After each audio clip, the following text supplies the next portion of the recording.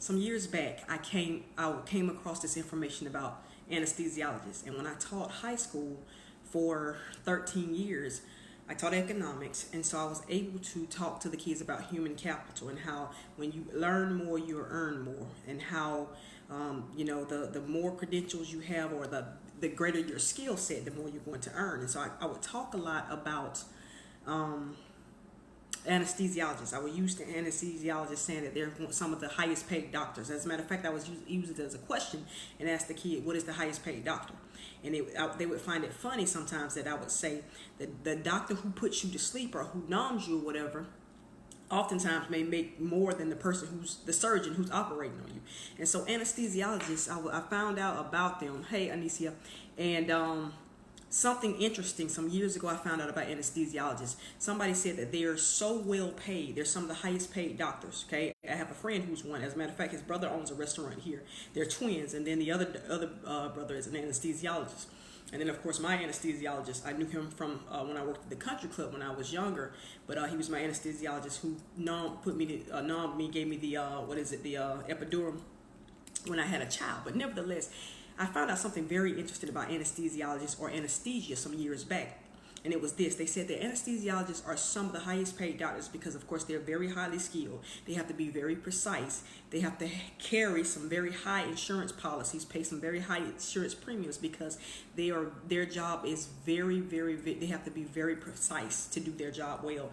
And one little imprecision or one little mistake, the smallest mistake that some of us who have lower caliber jobs could not afford to make, if they were to make that, it could cause a serious issue. For instance, the anesthesiologists, they administer anesthesia. They administer this anesthesia. They give you medicine to either numb you, put you to sleep, or whatever. And so anesthesiologists, if they give you, this is what the guy said. He said if they give you too much, you could die. Okay, you can go into a coma. And of course, the reason, I found this out, when you get ready to have something as minor as oral surgery, when I was in college getting my wisdom teeth cut from under my gums because they were, I think it's called impacted. They said that, there is a chance that you might go into a coma. There's a chance that you might die, whatever. Hey, Kevin. But you have to sign that waiver, right? And so somebody told me, I found out this information, I don't know if I was listening to a documentary or what, but they said anesthesiologists get paid so much because their jobs are so high caliber, they have to be so precise, and they have to carry insurance policies, like I said, because there's so much liability that they have on the line. And so they said if an anesthesiologist gives you some, even just like smaller than a pin head, like a safety pin head, too much, you could go into a coma, you could die, okay? But if they give you too little, they said that you can wake up in the middle of your procedure, and it's called locked in a box. They said it's called locked in a box when you don't get enough anesthesia. They're saying that sometimes you can wake up in the middle of your procedure, your anesthesia wore off, you don't have enough, and you wake up in the middle of the procedure and you may be able to feel something, but you can't do anything. It's enough anesthesia for you to still be paralyzed or be somewhat under, but not enough for you to be able to be coherent or be able to actually communicate with the outer world. So they said that you're locked in a box. You want to say something. You want to tell them that you can feel it, or you want to tell them that it's hurting or whatever, but you can't because you're in the middle of your anesthesia. You don't have enough. You don't have the right amount, right?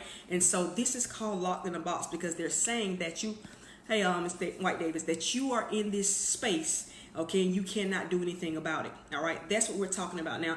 That's the anesthesia term for it. That's the medical term for it. But in life, we use this colloquialism all the time. You hear people talking about stuck. When you're stuck, my definition of stuck, I'm gonna use it tonight. My definition of stuck, and I told you this earlier on a little mini broadcast that I did. Stuck is when you want or need something better, something higher, something different in your life, but you don't have the control or feel you don't have the control to do it or to make it happen. Let me say it again, okay? Anesthesiologists call it locked in the box. When you don't have enough anesthesia for your procedure and you wake up, but because you are on this anesthesia, you can't tell the surgeon that you can feel it or whatever. And of course, that's a big malpractice issue. But like I said, too much anesthesia will put you in a coma and possibly kill you. Not enough will have you locked in a box, okay? Hi, Keandre, atta girl for being on here. So, attaboy for everyone for being on here tonight, okay? Because this is about to blow your mind. I know. because the universe, God, Holy Spirit has been putting this on me all for a long time. I wanted to do the Harriet thing about the Harriet movie, and that's coming, but this is for somebody, so trust me. So anesthesiologists call it locked in a box. When you wake up in the middle of a procedure, but you cannot tell them that you can feel it or that something's going wrong, right? In life, okay, the analogy here, we call it stuck these days, okay? Stuck is when, I'll give you the definition again, okay? You know you want or need something better. There's something you want or need better in a relationship, in your finances, in a job, in your health, whatever, okay? But you do not have the control, or you feel like you do not have the control to go and obtain it. That's called stuck. That's locked in the box. You can see everything, you can feel it, but it seems like everything you're doing is beyond your control to make it happen. That can be very frustrating, guys. Even small children go through it. My little daughter, Richland, she's 2.5 years old, right? And my son's getting to that point also, all right? So excuse me, she's at the point where she wants to do everything on her own right now. So sometimes it's like, Mommy, I can do it. I'm like, let me help you, but no, I can do it. And of course she's trying to put the arm in the shirt wrong, or put the shoe on wrong, and she can't get it, and she just has a tantrum because it won't work, it won't fit, it won't go in there. On a small child level, the kid sees it and says, hey, I want to do this. I can see myself doing it, but for some reason it's not working out. I'm going to throw a tantrum because this is not right. This is hurting me. Okay, something's wrong that I cannot make happen. What I see that I can make happen, I know I can do it, but it's not happening. That's on a small scale level. Okay, and then even you get a little older. You get to the point where you're 7, 8, 9. You're a teenager. A guy I met, he's now a friend of mine. I met him at a conference. He's a speaker as well. Met him recently a few weeks ago, and in his speech, he said that it was life-changing when he sat on the front porch of his house outside, because he's from New Orleans, Louisiana, and he said that, of course, it's hot in certain parts of the year, so they're sitting outside because the lights are off on the inside. And he said, I was puzzled. I was baffled because me and my younger brother are sitting out here, and I think he said they were maybe 9, 10, 8, 9, something like that. And he said, we're sitting on the front porch, and I'm thinking, how is it that my mom is working 2 or 3 jobs to keep the lights off? Okay, no, it wasn't a mistake. He didn't misspeak. How is it that my mom is working 2 or 3 jobs to keep the lights off? Okay, and so many people have that reality. So he said that shook him to the core. He knew he had to do something better. Okay, he knew he had to go on and graduate and get other education and that kind of thing, because that's a position of stuck. His mom, that was a position of stuck, and he doesn't mind telling the story because he's a speaker. So, and his name is Corey Sigu. Shout out to you, attaboy Corey. But a lot of people go through that every day, guys. A lot of people go through that locked in the box. You know that there's something better that you have to have. This is not working out for you. You don't have enough to, as they say, make ends meet. You don't have you know that in your body you feel tired, you're sick, you're unhealthy, you're overweight. This relationship is not going anywhere. This friendship isn't going anywhere. This job is horrible. But people every day, okay? People every day. As a matter of fact, I gave it to you as a small child, that my little daughter, when she can't get her arm in the shirt, or she puts both legs inside of one side of the pants. It's frustrating, right? And then I gave it to you as a kid who maybe 8 or 9, and they see that mom and dad is working and working and working and working, but they're still poor. As a matter of fact, they're getting poorer. They're getting deeper in debt. That's stuck, guys. But imagine when you're an adult, a full-grown adult, and this is your reality every day. Hey, Robin. Hey, Dee Dee. Hi, Latoya. Attagirl. Hey, Carrie. Attagirl, attaboy for being on here. For those of you who don't know, attagirl, attaboy just means ATTA. Achieve and triumph through anything by becoming allergic to the average. So I have to give my hats off and say attaboy, attagirl to you. Attagirl, Brianna, for being on here. Okay, you can achieve triumph through anything by becoming allergic to the average. But listen, stuck is a real place, guys. Okay, anesthesiologists call it locked in the box. You wake up from in your procedure, your anesthesia is worn off, or you don't have enough, but you cannot say anything because you do have enough anesthesia where you're paralyzed. Okay, everyday life, we call this stuck. You see something better. You know there's something better for you. You feel horrible every day in life, socially, emotionally, mentally, financially.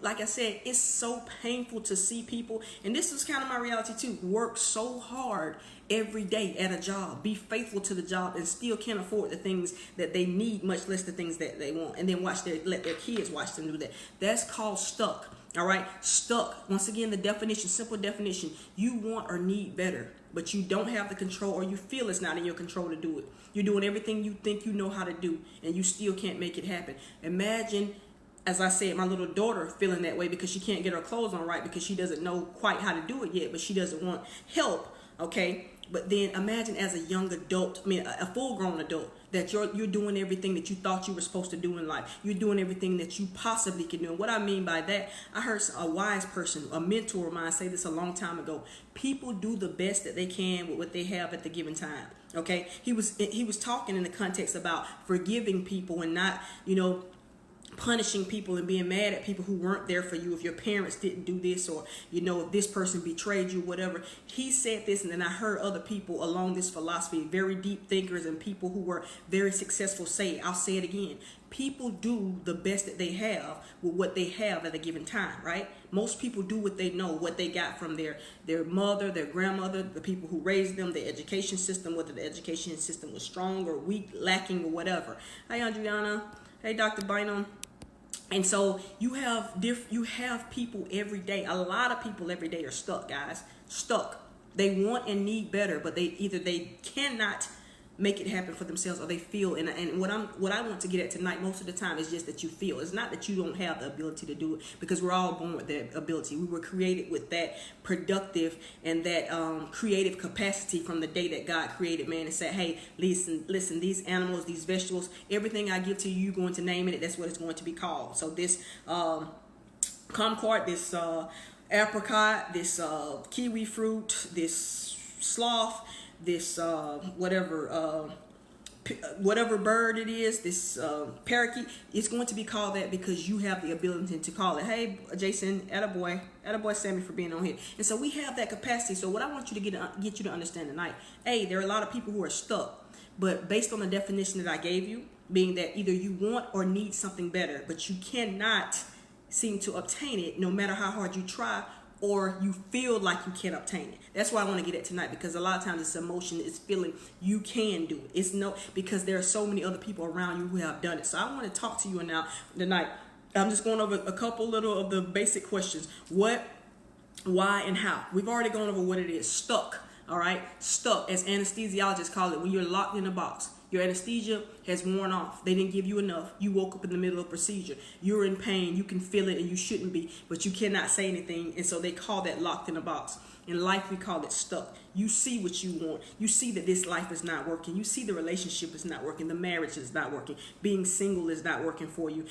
Working 2 or 3 jobs is not working for you. Working this particular job is not working for you because it's not allowing you to share the gift that God gave you to give to the world. It's not allowing you to be your best, to do your best. But you feel everything you do every day, it seems to be in vain because you're not getting any further. Okay, you're not getting anything. Imagine a person that's full grown, who sometimes have gone to school, has gone through training, has been through the ups and downs, the school of hard knocks, and you are as frustrated as that little child, like my little girl when she cannot get her feet in the shoes and she's throwing a tantrum. There's so many people throwing tantrums every day because they're locked in the box, guys. They're stuck. Okay. Guess what? Les Brown. I know a lot of you all probably know Les Brown's. Okay. Les Brown. Very, very powerful motivational speaker. I studied him a lot, listened to him a lot when I first came on as a trainer and speaker. But he said this. He said this research, and it's true. He said most heart attacks happen on Monday morning. Okay. And he made a joke out of it. He said, you get to the job and your job said, I told you I didn't want to come. Okay. And so he said, listen, hey, Tori, attaboy, that most heart attacks happen on Monday morning. Why, guys? Because people are stuck. People know that job is, that people are living for Friday. They're living for that 1 vacation or that 2 vacations a year. They're living for that. And that's no way to live. When God gives us 365 days a year, how is it that we're living just for 10? Or just you have 7 days in the week, you're living for 2, and you're living for the end of the day. It's no wonder, guys. So why is this important? I told you what stuck is, right? Once again, that definition of stuck. You want or need better, but you feel it's not in your control to make it happen because you've done everything you know how to do. That's what it is. Why is it important that we're talking about it tonight and how you're going to get out of it? Why it is because, like I said, it's so many people out there, and it's if you feel like you're doing the best that you can do, just like my little daughter throwing that tantrum because she's doing everything she can, but she's doing it the wrong way. She can't get her foot in the shoe or her arm in the sleeve, and it freaks her out. She's throwing a tantrum because that hurts her to know that she cannot do it. Adults, full-grown adults, 20, 30, 50, 60, 70 years old, say, hey, this life is miserable for me, but I don't know how to get out of it. I'm stuck. Okay? It's no wonder that it's a lot of the marijuana epidemic is out of control. That the hard drugs like meth and crack out of control. Alcoholism is out of control. Obesity is out of control. People being promiscuous and sleeping around, at ages you thought people would be settled down. And I'm not a judge. I can't judge that because who's to say who should be settled down? But they're miserable based on their lifestyle, based on the stories they tell you about how this person abused them and how they're this. And so it's no wonder all this non-serving, debilitating, demoralizing characteristics are happening because people are stuck. And when you're stuck, I've talked about this before, you want to medicate your feelings. You feel like the only time I can be satisfied is when I smoke this weed, when I drink, because my entire life I'm doing everything I can and I'm still not satisfied. I'm working 2 or 3 jobs and still very broke, still getting deeper and deeper in debt, still got payday loans and credit cards maxed out. I've been before, guys, in a place where I felt like I was stuck. And if any super successful or successful person, moderately successful person will be honest, they'll tell you that at a time they felt like there was where everything was kind of at a plateau, all right, or even before you get to the plateau, they were just doing everything and it seemed to be in vain. That's stuck, guys, and it's enough to make people drink and drug. It's enough to make people give up on their dreams. It's enough for people to say, hey, listen, I just can't do this anymore. It's enough to make people say, listen, life is beating me. Life is not fair. I was born with this or without this, and it's enough to discourage people. I'll tell you, because I have a pretty strong personality. You guys know I teach. I've been an educator. It's my calling. I'm ministering, teaching. Have done some things, published some books, traveled, taught, done some great things. But I've been in this place before. Okay, the important thing is I escaped. As a matter of fact, I put it on Facebook today. I'm an escape artist, and I'm teaching other people how to escape. Okay, because stuck is real, even if it's on a small level. Okay, or if it's on a grand level, people are stuck in all kinds of situations, in jobs, careers that they hate, that will never fulfill them, will cost. I mean, it's amazingly, discouraging that it's so many people that are stuck. And like I said, that's how you see people at the workplace, and they're bitter. They're mad with you for no reason. They're mad at the person next to them for no reason, because you are excellent, you achieve, and you have a positive attitude, and you're smiling, and you're happy, and you want to talk, and you want to, you don't let things get you down. You're about your business. You're making things happen. It aggravates people. When I say allergic to the average, when you're allergic to the average, the opposite is true as well. Average people are allergic to you as well. They get uncomfortable being around you. They feel like that you're trying to upstage them. And so, guys, it's real. All right. So you can be stuck. And sometimes it's for the reason that they act out that way is because they're stuck. They feel like they have no control. And just imagine it. Imagine as a grown man or woman, you feel like there's nothing in your control that you feel that you have that can make your life better. You absolutely want better. You absolutely need better. You need better for your children. You need better for your spouse. You need better for the people who serve you. You need a way to give your gift to the world because you're not living in your gift, right? And you feel like you cannot do it. When it's something on the inside of you trying to get out. Okay, I heard somebody say, if whatever's on the inside of you, if you let it out, it'll set you free. But if you leave it there, it'll eat you from within. It's true, guys. A lot of people have their life work, their gift that got the best-selling book of all time says that your gift will make room for you and bring you before great men, right? A lot of people still haven't unleashed their gift because they're just working a job to get by. They're afraid to stay up and work a little later and start the side business or expand the side business or find out what they need to find out, partner around people, because they feel like, hey, I'm already pushed to the limit. There are not enough hours in the day. I already have these children. I have no help, or I do have help, or I'm already battling this sickness. I'm doing this, and this, and it's still not working out. I'm 30 years old, 40 years old, 50 years old, 60 years old, and it's not working out for me. So maybe this is my lot in life, right? And I've talked about this before. Then you get used to and you accept losing. Big mistake. You cannot accept losing. When you get used to losing, it's contagious, and it becomes your mindset, your way of life. And then, of course, accept that's your norm. You get used to losing. You start to defend losing. It's okay to lose, right? So stuck is a real thing, guys, and you have to get unstuck. And so why is it important? I just told you, because so many people are caught up in things that are killing them. Drugs, alcohol, sex, overeating, undereating, stress, all types of things, because they're stuck. Definition of stuck, again, you know that you want or need something better, but you feel it's not in your control based on your past, based on the things you've tried. A single mother working 3 or 4 jobs, as my friend said, just to keep the lights off, right? So here's a few things I want you to do to escape this. Okay, this is real. I know this is for somebody tonight. This is going to change a couple thousand people's lives tonight, because like I said, God put this in my spirit. I wanted to do the this week's edition of You've Been Through Too Much to Be Average on the Harriet movie. I was on a plane and got a chance to watch it. Awesome. I got so many teaching points from it. But God interjected and said, hey, listen, I want you to do this tonight. Talk about being stuck, all right? Because, and I named it, are you stupid or stuck? And no, I put that, what you thought was a cuss word, but you fill in the blank however you want it, okay? I don't use profanity like that, but you put the 2 letters in the middle. But a lot of people, I hear people, and I've been around youth, and people say, oh, they're just stupid. They're about to blow the opportunity of a lifetime. They have this, and this, and they're going to blow it because they can't stop smoking. They won't stop smoking. Is it that they won't stop smoking, or is it that they can't stop smoking? Okay. He or she knows that person is no good for them, but they won't stay away from them. Let me ask you, is it that they won't stay away, or they can't stay away? Right? People do the best that they can with what they have at a given time. So some people aren't stupid, they're stuck. Some people aren't hard-headed, they're hurt, they're wounded. I'll say it again, and that's one of my phrases, guys. All right? People aren't always stupid when you see them doing the same crazy stuff that's not serving them. They're stuck. They don't know how to get out. They feel like they have no control to stay away from this person that's just robbing them blind and abusing them and not giving with them what they need in a relationship. They're stuck. They feel they cannot do better. And notice I said feel, because in the definition I say either you have no control or you feel you have no control to get what it is that you want or need. All right. So people aren't always hard-headed. Sometimes they're hurt and they go back to what's familiar. They go back to that medication, that medicating of the pain. Having sex with that person, smoking that joint, smoking that pipe, doing whatever it is that they can't, spending money that they don't have so they can buy things and look a certain way on the outside and attract certain type of people or try to fool certain types of people. All right.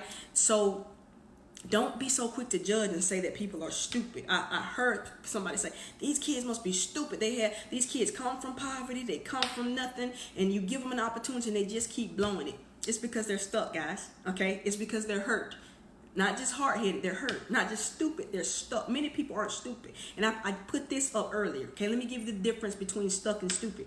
Stupid is when you can control it. Okay, stupid is when you know to do better and you have it in your power to do better and you don't. You're stupid. You consciously make a decision with all your willpower and you make a decision to blow your opportunity to do something. That's stupid. Stuck is when you can't control it. Because there's something in you. There's some wound. There's some disability. There's something that you're lacking that's causing you to not to be able to make that decision. And sometimes it's just mental paralysis.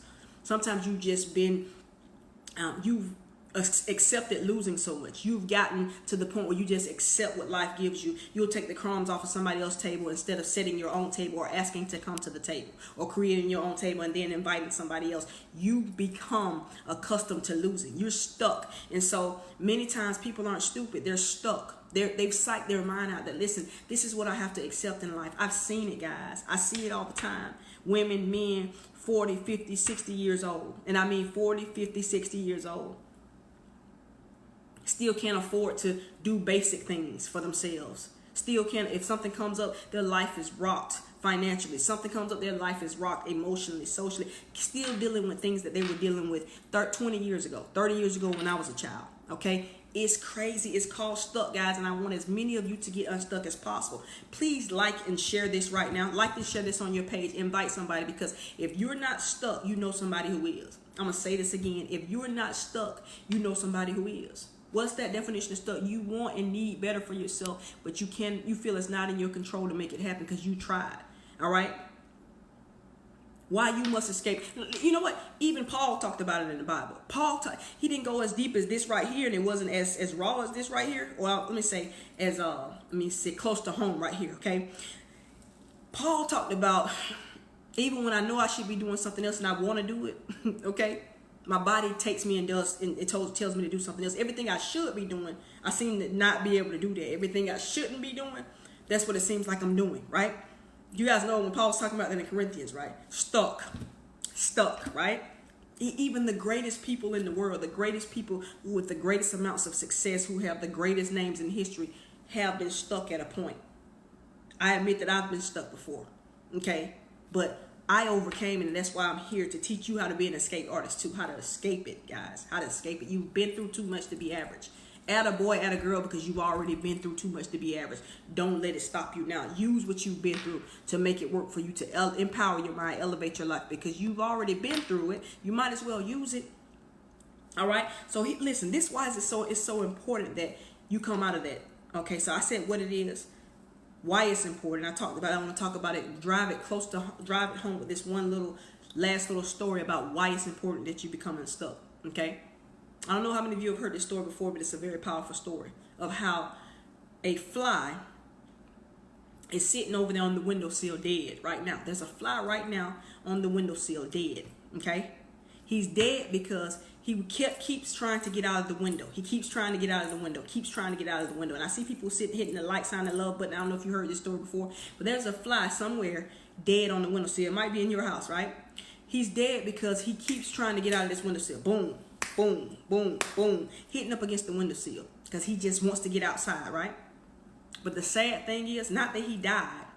The sad thing is that a few feet over there's an open door that he could have easily gotten out of. Okay?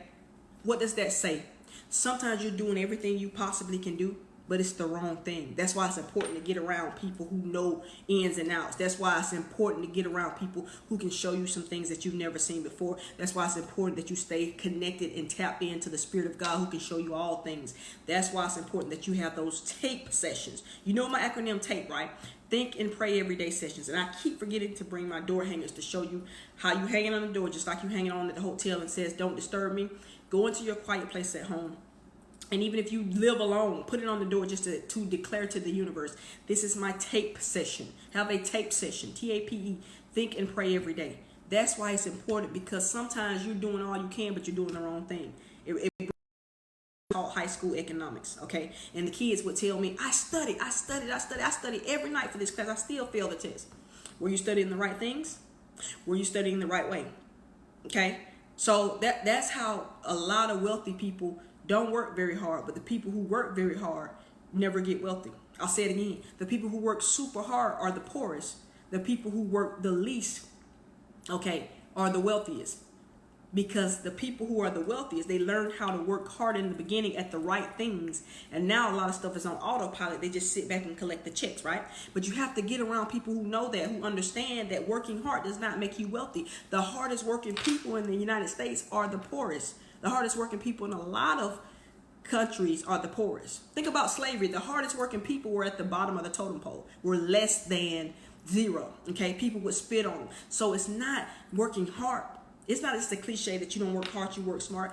Yes, there are times you got to work hard. You got to put in the sweat equity to get things off the ground. You have to pull the midnight shift a lot of times, work 2 or 3 jobs, work your main job while you're developing your side gig into a main gig and all that kind of stuff. Yes, but not forever, guys. That's how people end up stuck, saying, listen, I work so many hours, but still it seems like you're getting further and further behind.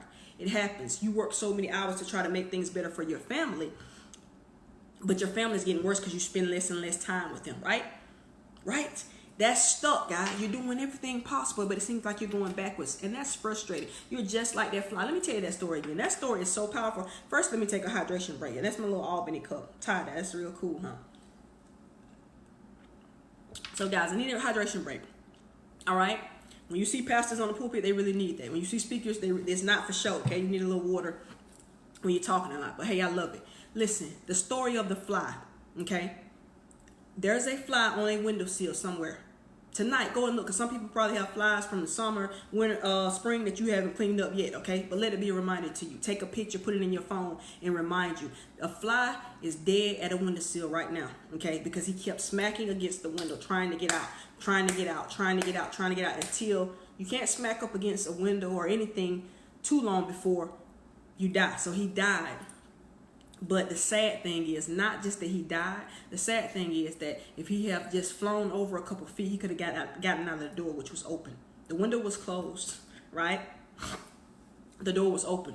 So many times people are stuck because they have the wrong information. They're working hard. They're working several jobs, but it's the wrong job. They have the wrong mindset. Okay, I used to always start off a lot of my classes when I taught high school economics, when we got to the part we talked about personal finance, okay, and I would start off with this question. It was a leading question, and they were very excited about it. I would say, somebody tell me, well, I give them time to write. I'll put it on the board, and while I'm doing attendance and everything, they would be thinking about it. They would be discussing. I love it, right? I said, what's the main difference between rich and poor people? Okay, and I would love to hear their answers. What's the main difference between rich and poor people? It's not money, guys. It's not money. It's not fame. Okay, it's the mindset around money. It's what you think about money. Rich people see money as a seed to go and produce more. Poor people see money as a harvest. Let's consume it. Let's get rid of it. This is the be all, the end all. It's mine. I got it. Now let's make it happen. Let's wear it on my body. Let's eat it. Let's go on a trip. Wealthy people say money is a seed. Let me put it in the ground and get some more. And I'll do that clothing and food and traveling later. But it's a seed. I'm going to keep putting it in the ground, putting it in the ground. The main difference between successful and unsuccessful people, rich, poor, haves and have-nots, okay, it's mindset. It's what you know and what you do with what you know, okay? And so you can be that fly smashing up against the window until you die, but you're on here tonight. I want to say, attaboy, attagirl. You can achieve triumph through anything. That's what attagirl, attaboy stands for. Achieve triumph through anything by becoming allergic to the average. So thank you for being on here. Thank you, God, for giving me this word. I know it was interjected for somebody. Changed my whole plans for this week's edition of You've Been Through Too Much to Be Average. I want to get you unstuck. Stuck is a real place, and it's a deadly place. Okay, just like that fly, you feel like you just gotta get out. And people, like I said, they feel like they got to get out, but they never find a way to escape it. So they smoke, they drink, they snort, they shoot, okay? They sex, they buy, they spend, they lie, they cheat, okay? They aggravate other people, they're violent, because you feel like as a grown adult, you know you need better, you want better, you're aching for better, but you have no way to make it discouraging, guys. So that's the reason why you need to get out of it, okay? Why you need to get unstuck. Let me tell you how you get unstuck. Let me give you about 4 little points how you get unstuck. Number 1, this is how you can immediately get unstuck. Many times people, they're so caught up, they're so physically and mentally and emotionally drained, they can't hear anything. Have you ever heard the slogan, I can't vote, I'm hungry? Okay, a lot of times people are trying to appeal to people politically and stuff. And poor people don't vote a lot of times because they're focusing on providing the basic necessities of life. So a lot of times you get in there by passing out food and giving freebies. That's how people get, even though they care nothing about these people, they get them to vote for them because you meet their immediate needs and people will listen to you. The Bible even talks about stop trying to preach to people when they're hungry, all right? Trying to give them spiritual food when their belly is growling, they need some physical food, right? So a lot of times you're not going to listen to a lot of this deep philosophical stuff when you can't get through the immediate pain that you're in. So immediately, this is one way immediately to get unstuck or start getting unstuck. Okay, gratitude. I talk about gratitude all the time. Gratitude is a way to immediately change your state. When you're having a bad day, but being stuck is pretty much having bad days all the time. But I talk about it a lot when you're having a bad day. Gratitude will change your state. It's called a state changer. Gratitude, okay, being grateful for something, stopping and thinking how blessed you are even on your worst day will help you get unstuck immediately. Okay, now this is short term because sometimes you can go right back into your old funk, but immediately, this is how you get. I'll give you some longer term stuff in a minute, but sometimes you need some emergency care. You need the paramedic to do something to you now before you ever get to the hospital, before you go and see your physician and they give you some long term care. So immediately to get unstuck, if you feel like you've been going in circles, you're running on that rat wheel, that that treadmill of life, as they call it. You're in the rat race. You feel like the harder you work on your finances, your relationship, your job, the worse you feel, the worse things get. You take steps back, you're getting deeper and deeper in debt. Listen, immediately just show gratitude. What that means is stopping and pausing whenever you feel stressed, whenever you feel stuck, like this is not working for me, I cannot have what it is I want and need in life, I'm discouraged, and it's just hurting me because I'm a human being. We're the smartest, the most intelligent, the most powerful, and have the most dominion of all God's creations, and we cannot find a way to make things happen that we need and want. Is discouraging. But immediately to break that is to become grateful. Stop and thank God for people who you have the ability to help. You might not be helping them, but somebody even said when you're feeling bad, go out and do some community service. But even if you're not, think about that person in the psych ward who's going crazy. Think about that person that's in jail. Think about this person that's on their sick bed. Think about that person that I did it this way. It's been raining very heavy the last 2 days where I'm from, right? And so I thought about this. God gave this to me, and I've gotten bits and pieces over the years, but He really built on it today.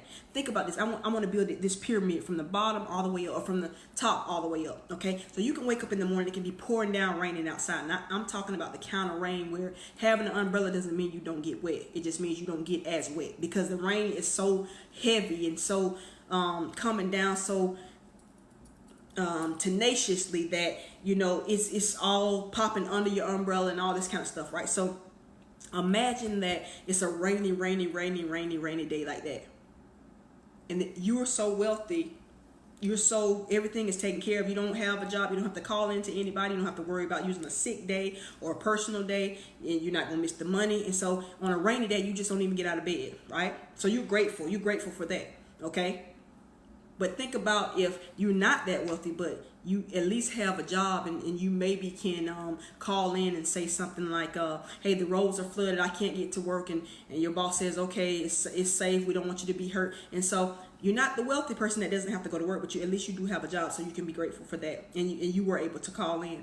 But let's say you can't call in because you don't have any more days left, or your boss is not hearing that or whatever.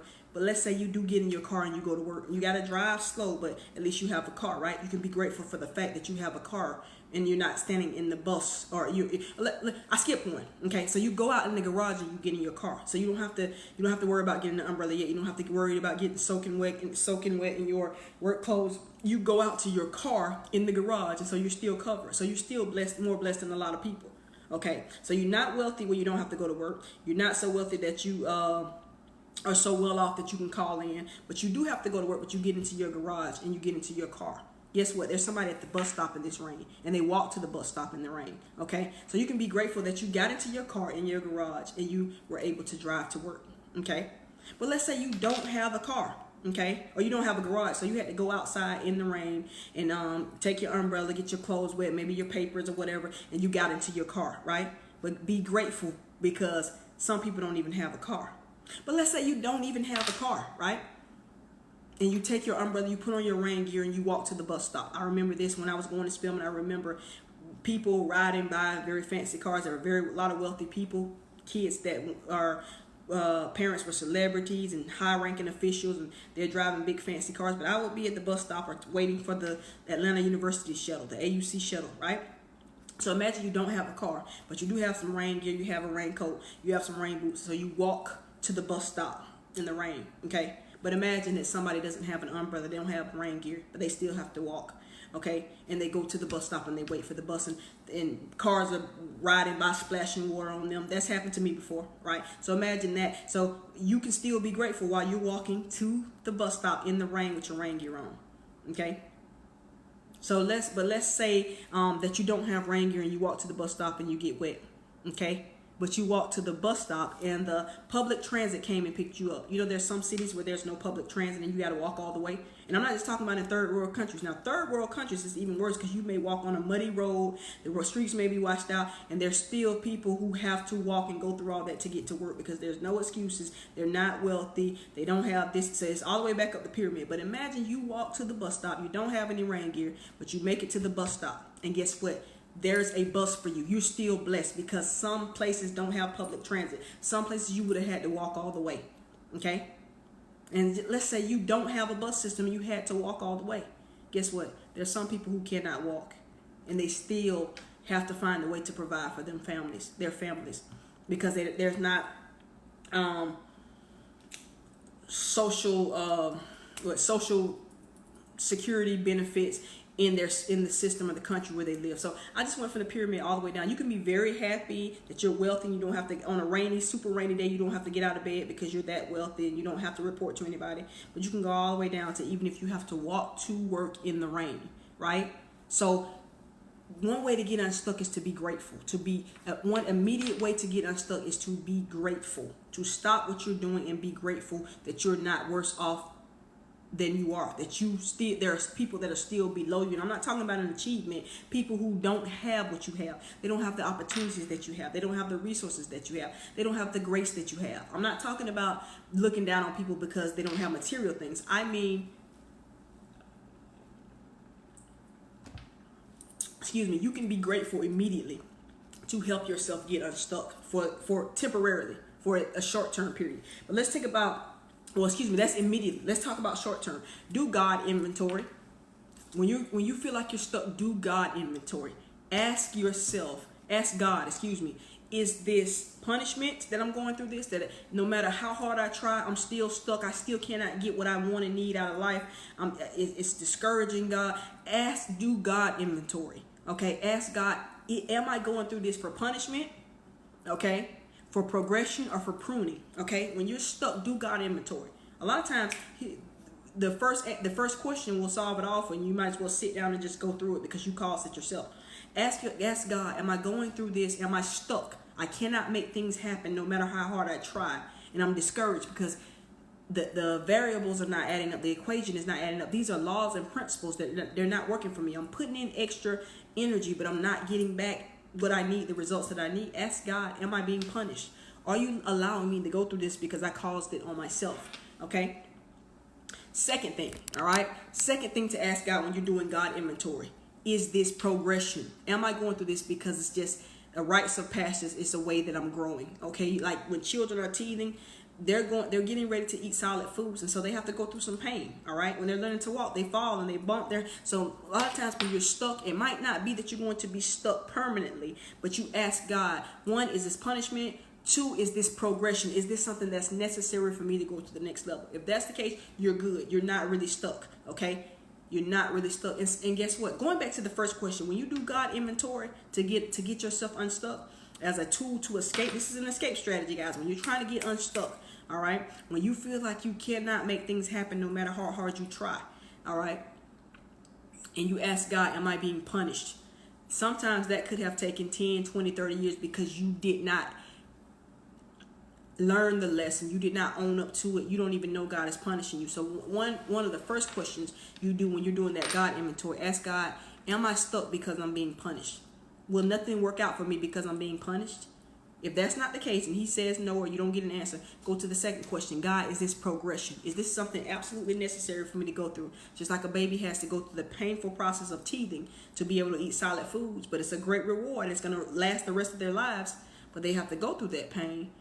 Okay? No matter what, a lot of times you give them stuff, it still won't go away because they're stuck. They cannot control it, but it's for a temporary time, and it's to get to them to a higher level. So it could be for progression. If that's the case, you don't worry about it. Okay, you're going to make it through. You have the grace. All right. The third thing, ask God, is this for pruning? Okay, so ask him, am I going through this? Am I stuck and cannot get out of this rut for some reason? Is it because of punishment and you're punishing me? Is it because of progression, because it's something that I need to do to progress to the next level? Or is it because of pruning? You're at a good level, but God just wants you to be better. Pruning. Like when a tree is doing well, God shapes it up. God cuts back some of the leaves so that it can produce even more, right? Okay, there was a parable in the Bible about that. So when you're stuck sometimes, before you have a mental breakdown, before you feel like you got to drug yourself and drink yourself and sex yourself to numb the feeling, because you feel like no matter how hard I try, God, I'm stuck. I'm locked in a box. I want better. I need better for myself and my family, but I've tried everything within my power, all the resources. I've tried it, but it's not working for me. When you feel like that's happening, okay, first of all, be grateful. Gratitude is the first immediate to get you out of that state. That's immediately. Then short term, you take the God inventory. Ask God, am I being punished? Is this for my progression, for me to go to another level, or is this for pruning? I'm already at a good level, but you just want to elevate me and to produce even more, so I got to go through a little more pain. Okay, that's the God inventory. Now, if all that's good, midterm, all that, and none of that's going on as far as God, and you're still stuck, you still feel like you cannot have what you want in life and what you need in life, you try and it's starting to crush your soul, all right, then you go to this midterm. That was short term. You go to the midterm, a little bit longer time, and I want you to play like or make like, pretend. We used to say play like, but then some people say make like or pretend. Act like you already have what it is that you want to need, okay? Make it happen mentally. And this is kind of one of the hardest things for most people, for average people to grasp. But as a child, it wasn't hard for you to grasp. Everything that you wanted, you pretended when you were young. If you didn't have it, you pretended that you were cooking food, okay? If you didn't have a lot of toys and stuff, you couldn't afford it or whatever, you pretended it, okay? You pretended it. But the key to that, how you can use that in life, what's really good about that, when you get older, play pretend again. And the tricky thing about it, when you're grown, you pretend so much until your subconscious mind starts to make it a reality for you. You have to pretend things a lot of times. Act like you already have it. Act like you have a lot of money. I'm not talking about spending like you have a lot of money, but every day just walking around pretending like you're wealthy, pretending like you have the job that you want. Your mind, your subconscious mind, the inside of you begins to say, hey, listen, I have to make this happen because, let me say it this way. It was taught this way, okay? Your subconscious mind doesn't know when you're lying or telling the truth. They don't know that you don't have $1 million in the bank, but you just keep acting and pretending like you have that $1 million, and it takes you to a bigger space, okay, a different mental space than just being worried about the fact that you can't pay your bills. It takes you and it causes you to reach higher for things. So pretending, make like I said, I'm not talking about go out and spend money. I'm talking about in your mind, when in your walk, in your talk.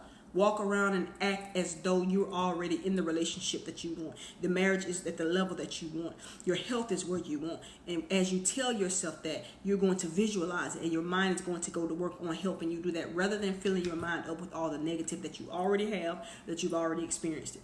I've said it this way, guys. Somebody told it to me, and I've said this a couple times this week on social media. All right.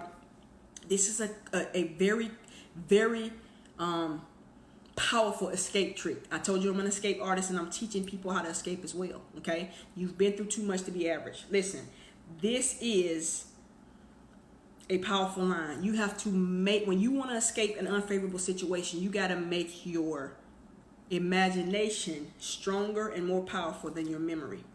I'll say it again. You have to make your imagination, which is your present and future thoughts, stronger than your memory, which are your past thoughts. Okay, your memory is when you're thinking in the past. Your imagination is when you're creating things about the future and the present. So if you want to escape unfavorable situations, even when you're doing everything possible, the bank account is still going backwards, the relationship is still horrible, people are still taking advantage of you, you're still vulnerable, you're still accepting things from people that you should not accept, you're still overweight, you're still unhealthy, you're still all this kind of stuff, right? Be grateful immediately that you're not in the worst situation, okay? You're better than a lot of people in a lot of situations. Do the God inventory. And then thirdly, start going back to your childhood and pretend. Make like. We used to say play like, but I started playing with somebody one day, and she said, let's make like. And I said, that makes sense too. I didn't like it at first because I was like, it's not make like, it's play like. She was like, no, we say make like. She said may like really, but it's make like. I said, okay, that's true. Make like, play like, whatever. All right. Act like you already have it. Carry yourself like you're already whatever it is you're aspiring to be. Like you already have that job. You already have that influence. You already share your gift with the world on that level. All right. That helps you to get unstuck, guys. Trust me, because every day when you're telling yourself that, this is a key hack that I learned in our Teaching Success and Achievement training. I learned it. Writing your goals down vividly every day, twice. In the morning before you get up, and at night before you go to bed. In the morning because it energizes you and it puts before your face, and you're motivated to do things that day to help you get closer to that goal. Before you go to bed at night, this is the tricky part, or this is the little hack that most people don't know. Average people don't know this. That's why I'm glad you're on here, because you're better than average. You're allergic to the average. Atta boy, atta girl, right? Writing down your goals before you go to bed at night makes that the last thing that you see before you dream about them.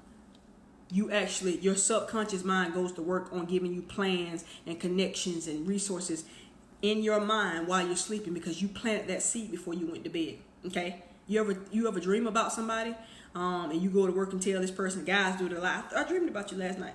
It's nothing special. It's because you thought about me before you went to bed last night, okay? When guys tell you that, oh man, I had a dream about you last night. It's nothing deep. It's just that they were thinking about you, okay? Probably shouldn't have been, whatever. Thinking about you before they went to bed. So whatever the last thought in your mind is, that's why I say stay away from the news, guys. In the morning and at night. Stay away from the news. You guys know my acronym for news, the negative everything in the world show. Stay away from it because you're planting seeds in your mind. That's what your mind is working on, and that's what you think about, and that's what you bring about in your life. What you think about, you bring about. Okay? So I'll say this statement again. Write this down somewhere, guys. In order to escape, to get unstuck, to escape unfavorable situations, all right, you have to make your imagination, which are your present and future thoughts, stronger than your memory, which are your past thoughts. Okay? If you want better and you feel like you're stuck, you've been doing everything possible, make your imagination more powerful and carry more weight than your memory. Trust me. I've seen a lot of things. You guys, a lot of you all know my testimony. You know my story. If you heard me speak, if you've trained in any of my seminars, you've read it in my books, you know my story. You know I've seen some crazy things, but I've seen some wonderful, beautiful things. And I see some things now that I haven't yet achieved, but I'm aspiring to achieve. I've seen some things come to pass that I aspired to, but I see some even bigger things now. You got to make your imagine. Listen, it was so fun as children just to imagine things, that you can have this, this, and this. Let your imagination run wild. I was taught that you got to write your goals. Tell me, when you talk about this house, tell me what it looks like, what it smells like. You have to put everything in there, okay? You have to say, man, I feel amazing that I just went outside and jumped into my Olympic-sized swimming pool, and then my husband came out. And he's 6'2" with his broad chest. He brought me out a pineapple drink. And you have to write your goals vividly so you can envision them, and that gives you something to work on. It make your subconscious mind is more powerful than your conscious mind. It makes things happen, guys. Trust me. That's why it's called something called auto suggestion. You keep telling yourself something until your mind believes it, and then it makes it happen. It joins up with the universe, with God, and makes it happen. All right. So faith comes by hearing. Even when you don't believe, keep telling yourself that until you believe it. Until you believe it. Okay? Until you believe it. So third way to get unstuck. Okay? This is a little longer term. It's going to last you longer. Pretend, make like, act like you already have gotten unstuck. You already have what it is you know you want and need, but you have not been able to obtain because you've been stuck. Okay, imagine that you already have it every day. Walk around like you already the CEO of that company.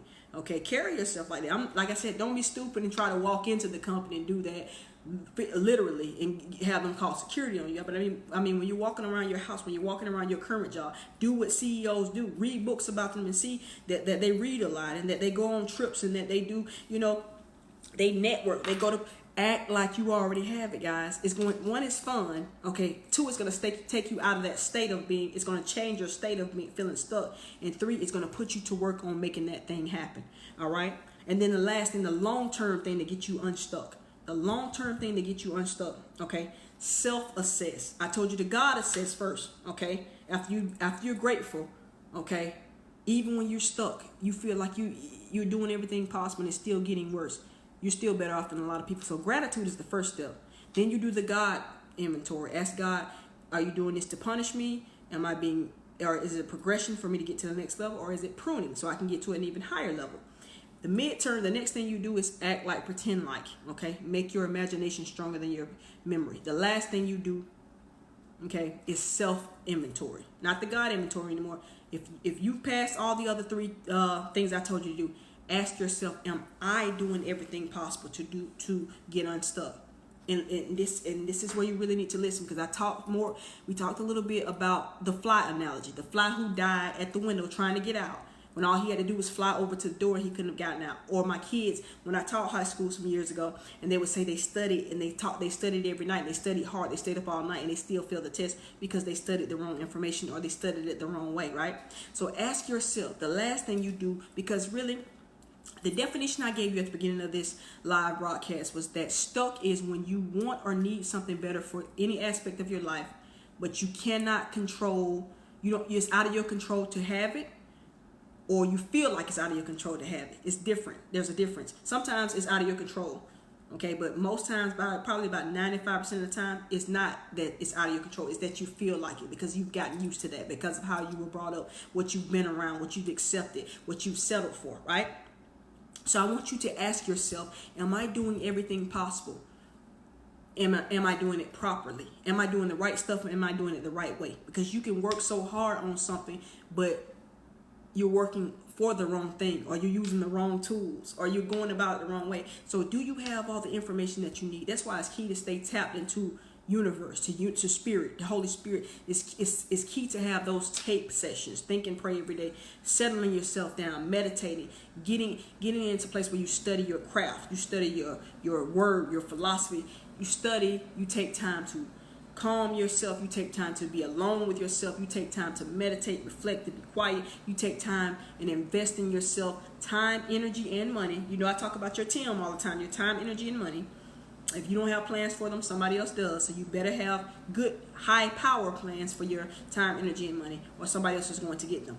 But you have to invest time, energy, and money to getting around the right people.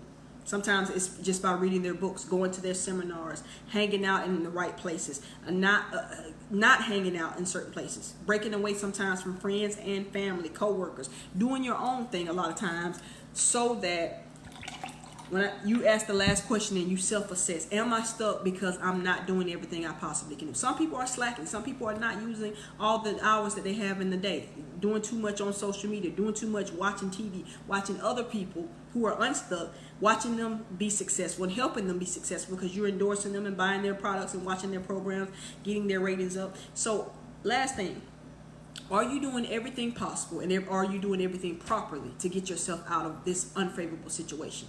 I told you guys, I'm putting this a lot of times on my tagline. Now you see this, my hashtag. I'm an escape artist, okay? Escaping unfavorable situations and helping other people do the same. You can escape when you ask yourself these questions, all right? First of all, the first one is not, I'm going quickly back over, and when you find yourself stuck and it's discouraging, be grateful that it's not as bad as it could be, all right? Second thing, do a God inventory. Ask God. I've been here 5 years, 10 years. I'm working hard on this job. I can't get promoted. I hate this job. I know I need a better job, but I can't not seem to find one. My finances keep going backwards. I'm getting deeper and deeper in debt. This relationship is getting worse. People continue to abuse me. Whatever it is, you feel like you have no control over what you know you want and need to do. Ask God. 3 questions. Is it for punishment? Something you're punishing me for? I got to learn a lesson. I got to grow. Is it for progression? Okay, I got to get to the next level, so I got to go through these growing pains like a child teething, but it's going to be for my good, and it's not going to last always. Or is it pruning? I'm good, I'm okay, but you just want me to go and get even more and be even better, right? Once you're past that and none of that's true, go into imagining, make like you're already where you are until it becomes reality. Guys, that's powerful right there. You may think it's crazy, it's silly, it's childish, it's not going to work. I'm telling you, I'm looking you right in the eye, okay, and telling you it works. Your subconscious mind will do what you tell it to do. It's not going to happen overnight, but more and more as you plant your goals, you write them in the morning, you write them right before you go to bed at night. The last thing you see at night, not your phone, not the TV, especially not the news, but make sure you write down. Not just take a look at your goals, write them down. You're going to look at them while you're writing them. I don't mean write them one time and keep that one thing and you look at. Yeah, you should have your goals posted in different places in your life so you see them all day, in your office, in your car, but also on your screensaver, whatever, writing them down twice a day, all right? So pretend like you already have it, like you already have what you're trying to get, but you've been stuck so you couldn't get it, all right? And then the last thing, do your self-assessment. Am I doing everything possible to make this happen? Many times people aren't. You say you're stuck. I've been trying. Really? How much time do you spend actually looking for new jobs, and how much time do you spend on the internet? Okay, actually scrolling through social media and doing crazy stuff, or hanging out when you should be at the gym, or hanging out when you should be reading on your craft so that you can get to the next level, or you can apply for the promotion. So be real with yourself, guys. Listen, stuck is a dangerous place. It's very dangerous. It's very depressing. It has a lot of people, and I know them personally. You know them personally. In life just messed up. I want you to thrive. I want to see you at the top. It's lonely at the top because we're not inviting people. We're not helping people to escape when we escape. I'm an escape artist, and I'm going to teach you how to escape, because you've already been through too much to be average. You might as well use that above average tribulation that you've been through to achieve above average results. Okay, not just better than average and above average. I want you to be allergic to the average. That's why I say, atta boy, atta girl. You can achieve triumph through anything. You can get unstuck by becoming allergic to the average, doing what average people won't do, going where average people won't go. Okay, and so I love you all. It's been wonderful. That's my time, guys. Remember, you can learn your way out of every situation and on to any destination. I'll see you next week, 9:30 p.m. Eastern time. Facebook Live for another edition of You've Been Through Too Much to Be Average. Please like and share this video, because this is for a lot of people, guys. You know somebody who's stuck. You may be stuck. You may be stuck on a smaller scale. You've been stuck. Everybody's been stuck, but it's just how long you stay stuck. Some people stay stuck for decades, and I do. Some people say stay stuck for half a century or a century plus decades. No, people who've been stuck for years and years and years and years and years. It doesn't have to be that way, guys. It's a dangerous place. It's an unfulfilling place. It's a miserable place to live in when we are the most intelligent beings on earth. We have the most dominion of all the things God created. And yet, there's so many people walking around stuck. So many people walking around in a daze, high. And I mean literally high on drugs and things, because I have no control over my life. I have no control to get what I want in life when I know I've seen better. Okay? One reason right now that I tell people a lot of times that my mom is my why, and they're like, what about your kids? My kids are, but they're kind of secondary with my mom, because my mom has seen things that she has not been able to attain. So it's more of an aggravation or an antagonism, or kind of a taunting for her to see things and not be able to have them, because she grew up in the old school, because she was hardworking or whatever, but not necessarily can invest money or make money happen, or grew up where you keep your head down and you do what you're supposed to do. You're not supposed to own this business and this kind of stuff. But my children have never seen any of that. Okay, now my daughter's been out of the country, my son, they've all been on planes and that kind of stuff, but really it means nothing to them right now. Okay, if they never saw anything else from right now, their children, they wouldn't know. Kids, you buy them a $500 toy and they'll play with the box, right? But my mom, on the other hand, she's a bigger why to me, because she's seen wealth before. She's actually worked for people and been around wealth. So my thing is, when I built the house for her, when I take her on trips, the dream home that I'm going to build for her, the things I'm going to give her, she can appreciate them more now than my kids. So even though it sounds crazy, my mom is a bigger why for me. And you know about your why. The bigger your why, the easier your how. I've heard people say, if your why is big enough, you'll figure out how. Whatever it is, whoever it is you're working for, you're in it for, if you have a big enough why, if it's just about you getting fancy clothes and cars, when it gets tough, you're not going to stay, right? But when you say, my mom took care of me and all of my other cousins and stuff when she didn't have but one child and it wasn't me, and she actually stood tall when she lost all of her siblings and stuff to drugs and alcohol, and she was the one. That's a big why for me. That has motivated me over years. That's why I'm still going. I want to give her her dream home. Not just the home that I built her. She loves it. It was wonderful. But just being able to, when I go to Fiji, she needs to go to Fiji. I've taken her places. We've been out of the country. But every place I've been, I want her to go as well. And so my mom is a bigger why for me now than my kids. Because like I said, kids will play. You can buy them $1,000 toy. They'll play with the box. They'll play with the wrapper, right? My kids have seen some things. They've traveled. They've been out of the country. Well, one of them has flown on airplanes. But right now that means nothing to them. They're just laughing and giggling. My mom has seen things. She's worked for people, and she's like, man, those people had a wonderful house. Those people, one day I'll have this, this, and this, or one day I'll be able to go to Dubai. One day I'll be able to go to the places you've been. And so she would be more so a definition of when you talk about stuck, for a person to work their entire life and not be able to feel like they can put their hands on for themselves what it is they want and need out of life. And so, and I'm going to do a really, really, really powerful live video on that soon. That's coming soon. I'm working on it. But listen, God interrupted my plans tonight to give this to somebody. So like and share this video. Go back and watch it. There's a lot of people that's stuck. But like I said, there are good people. God-fearing, God-loving people have the wrong information. Don't have what it is they need, working hard their entire lives, extremely hard their entire lives, and still feel like they're stuck because they cannot have what it is they know they want and need. That's a sad. That's why drug addiction and cyclical alcoholism and that kind of stuff, abuse and incest and that kind of stuff. People feel like I gotta have a temporary fix. I can't have the life that I want and need.